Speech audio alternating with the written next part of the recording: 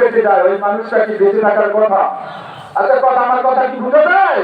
এটা মাছের পেটে যদি মানুষ চলে যায় সেই মানুষের তো জিন্দা থাকার কথা না। সেখানে বাঁচাই রাখছে কে? ধরে বলেন, সবাই বলতে হবে সেখানে বাঁচাই রাখছে কে? আচ্ছা বলেন তো সেই আল্লাহ এখন আছে না নাই? আল্লাহু লা ইলাহা ইল্লা হুয়াল হাইয়ুল কাইয়্যুম। আমার আল্লাহ তো সেই আল্লাহ যিনি চিরস্থায়ী আছেন, লয় প্রলয় কিছু নাই না। আমার আল্লাহ বলতে সূরা রহমানে কুল্লু মান আলাইহা ফান, এই দুনিয়ার মানুষ একদিন পৃথিবীটা ফানা ফিল্লা হয়ে যাবে, এরপর বাকি থাকবো আমি আল্লাহ। জোরে বলেন সুবহানাল্লাহ।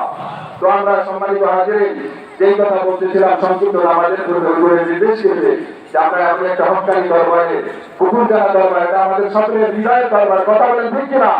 হুজুরকে আমরা দোয়া মহব্বত করি মনের দিক দিয়া, অন্তরের দিক দিয়া। হাসরের ময়দানে আল্লাহ যেন আমাদের আর কোনো আমল নাই, আমাদের জন্য একটা পরিচয় থাকে হুজুরের আহাল, আমরা হুজুরকে ভালোবাসি। আল্লাহ যেন আমাদের সেই উচিরায় যেন হাসরের ময়দানে আল্লাহ এই জেন্দাওয়ালির আমাদের জন্য এই খামিয়ানে আজকাল যেমন আমরা বসে রয়েছি, আল্লাহ তুমি আমাদের সেইভাবে কিয়ামতের ময়দানে হুজুরের সাথী বানায়া আমাদের জন্য আল্লাহ তুমি আসান হিসাব নসিব করো। বলে বলেন আমিন। আর বলে বলেন আল্লাহুম্মা আমিন। দরবারের সাথে আমরা লেগে থাকবো যতদিন দুনিয়ার বুকে বেঁচে থাকবো। কথা বলেন ঠিক কিনা?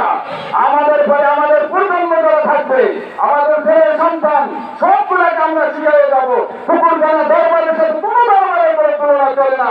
এটা একটা হক্কানি দরবার। বলে বলেন আল্লাহু আকবার। অতএব হুজুরে চলে আসছেন, আমরা এখন ইশারা নামাজ